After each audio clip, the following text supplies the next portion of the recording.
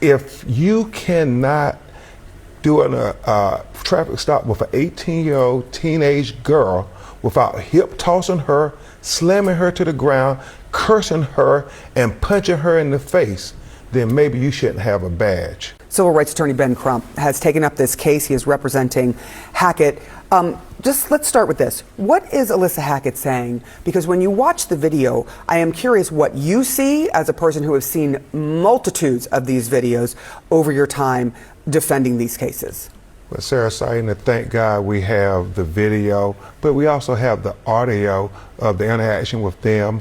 And even more compelling, we have the audio when he called to some other person with the state trooper, maybe a supervisor, and they seem to conspire once he says that, oh, she had an attitude. The traffic stop was over, and clearly what we see is a violation of U.S. v. Rodriguez, the landmark Supreme Court case that said once stop is over, you can't extend the stop unless you have a reasonable, articulable suspicion of a new crime. He said in the audio there was no new crime. He was going to tune her up, and then you see him slam her to the ground. She says, "What did I do?" And obviously his answer is a closed fist to the face.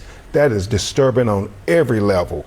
Give us some sense of what your demands are and what Alisa Hackett is asking for here. Well, she's asking for her constitutional rights to be protected like any other citizen. I mean, you can't just be the judge, the jury, and the executioner right there on the side of the road because you say you don't like my attitude. I mean, if you cannot do a traffic stop with an 18-year-old teenage girl without hip tossing her, slamming her to the ground, cursing her, and punching her in the face, then maybe you shouldn't have a badge.